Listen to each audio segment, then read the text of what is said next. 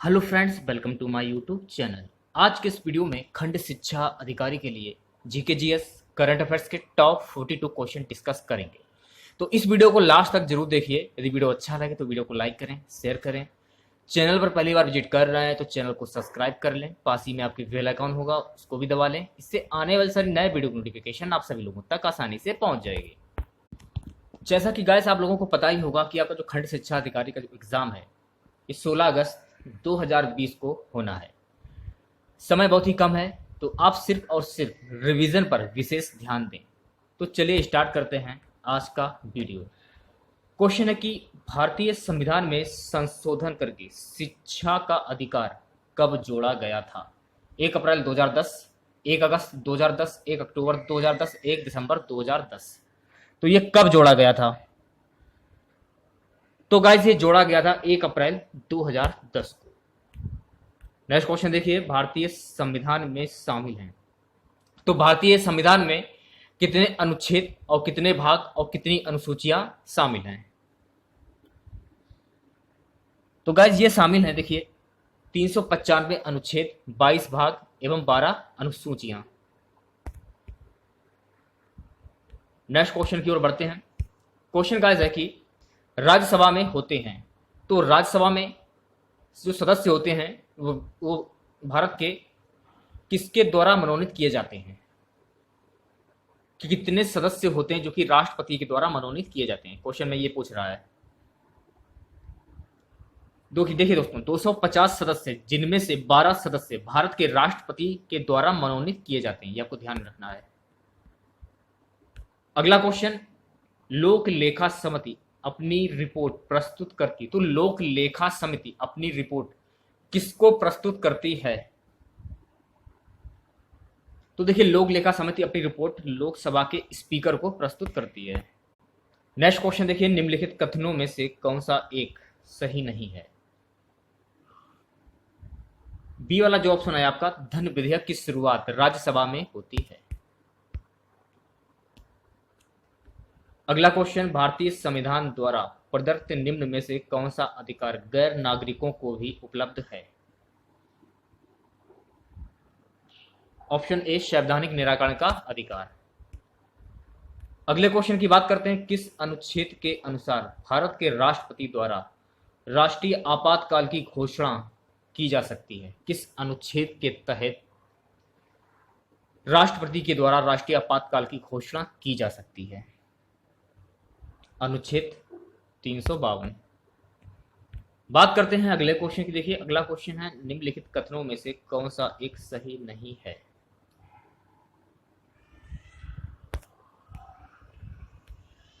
Option जो D है आपका, ये सही हो जाएगा। सर्वोच्च न्यायालय कोर्ट मार्शल के साथ अन्य किसी भी उच्च न्यायालय अदालतों की सुनवाई कर सकता है। अगला क्वेश्चन, भारत में सर्वप्रथम तेल ऊर्जा संकट कब हुआ? तो भारत में सर्वप्रथम तेल ऊर्जा संकट कब हुआ था गाइस?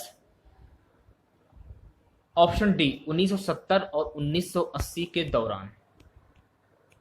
चलिए बात करते हैं अगले क्वेश्चन की। देखिए क्वेश्चन है कि भारत में राज्य विद्युत बोर्डों की वित्तीय रुग्णता के निम्नलिखित कारणों पर विचार करें।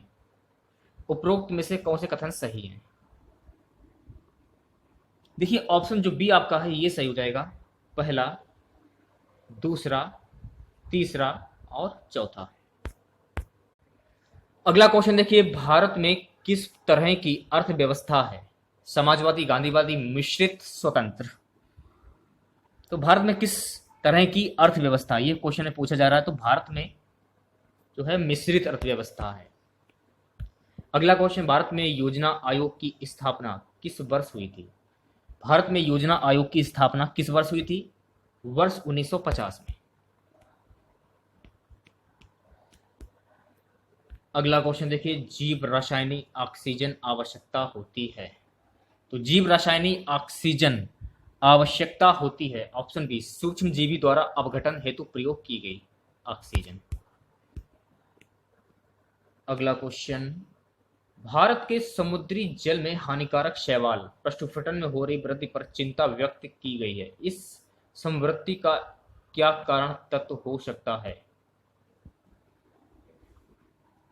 ये सभी, जैसे कि देखिए, ज्वालामुख में पोषकों का प्रस्ताव, मानसून में भूमि से जल प्रभाव, तीसरा है समुद्रों में उत्प्रवाह। अगला क्वेश्चन, भारतीय राज्य जिसमें 10 लाख आबादी वाला नगर नहीं है, हरियाणा, झारखंड, केरल, उड़ीसा। Option B Jharkhand. अगला क्वेश्चन, जनगणना 2011 के अनुसार निम्नलिखित कथनों में से कौन सा एक सही है?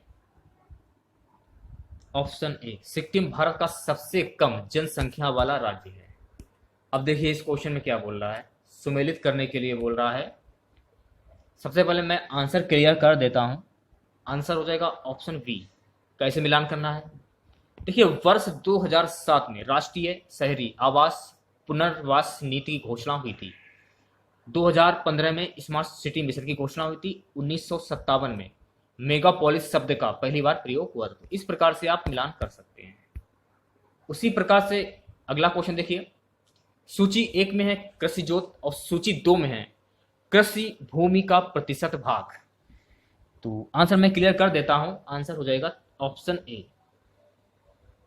देखिए, 13% सीमांत जोत है, ओके, 38% लघु जोत है, ओके, 29% मध्यम जोत है और 20% बड़ी जोत है। तो इस प्रकार से मिलान कर सकते हैं आप लोग।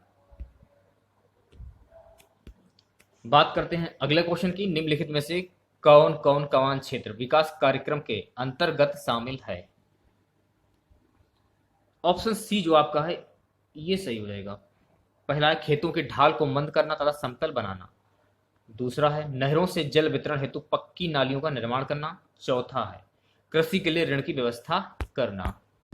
नेक्स्ट क्वेश्चन देखिए, शाख नियंत्रण के उद्देश्यों में सम्मिलित हैं। तो शाख नियंत्रण के उद्देश्यों में क्या सम्मिलित है? विनिमय दरों में स्थिरता, कीमत स्तर में स्थिरता, आय एवं रोजगार की उच्च स्तर पर स्थिरता। आंसर हो जाएगा ऑप्शन डी, उपरोक्त सभी। बात करते हैं अगले क्वेश्चन की। क्वेश्चन है कि माइक्रो लघु और मध्यम लघु विकास अधिनियम 2006 के अनुसार निम्नलिखित में से कौन सी निर्माण क्षेत्र के मध्यम उद्योगों हेतु निर्धारित निवेश की जाती है? निवेश की सीमा है। ऑप्शन बी, 2 करोड़ से अधिक और 5 करोड़ से कम। अगला क्वेश्चन देखिए क्या है। देखिए, कारण ए में है सरकार कुछ सार्वजनिक क्षेत्र की इकाइयों का विनिवेश कर रही है। कारण आर, सार्वजनिक क्षेत्र की इकाइयां पर्याप्त रोजगार के अवसर सृजित नहीं कर पाई। ये कोड दिए गए हैं। आंसर मैं क्लियर कर देता हूं। आंसर हो जाएगा ऑप्शन सी, ए सही हो जाएगा परंतु आर गलत हो जाएगा। अगला क्वेश्चन, किस देश के मेगन रापिनो ने फीफा फुटबॉल पुरस्कार वर्ष 2019 में पहली बार सर्वश्रेष्ठ फीफा महिला खिलाड़ी का पुरस्कार 2019 जीता? तो देखिए इस क्वेश्चन का जो बी वाला ऑप्शन है संयुक्त राज्य अमेरिका, ये सही हो जाएगा। अगला क्वेश्चन, भारत के विदेश मंत्री डॉक्टर सुब्रमण्यम जयशंकर ने अपनी फिनलैंड यात्रा के दौरान महात्मा गांधी की प्रतिमा का अनावरण कहां किया था? कहां पर किया था गाइस? हेलसिंकी में किया था। बात करते हैं अगले क्वेश्चन की। Guinness book of world record में सबसे बड़े लद्दाखी नृत्य में प्रवेश कर किस नृत्य शैली ने इतिहास रच दिया है? भवई, दीखनी, चलो, शोडोल। Option D शोडोल। अगला क्वेश्चन, पश्चिम एशिया के तीसरे देश का नाम बताइए जहां भारत ने रुपए कार्ड लॉन्च किया था। सऊदी अरब, कतर, संयुक्त अरब अमीरात, Oman. Option A Saudi Arab. Next question देखिए, उस एयरलाइन का नाम बताइए जो अंतरराष्ट्रीय वायु परिवहन संघ IATA की सदस्य बन गई है। Indigo, spice jet, Go Air, air India express. Option A Indigo. अगला क्वेश्चन, 7 महीनों में दुनिया की 14 सबसे ऊंची चोटियों पर चढ़कर एक नया गति रिकॉर्ड किसने बनाया? गणेश जेना, हरीश कपाड़िया, राघव जोजा, निर्मल पुरजा। ऑप्शन डी निर्मल पुरजा।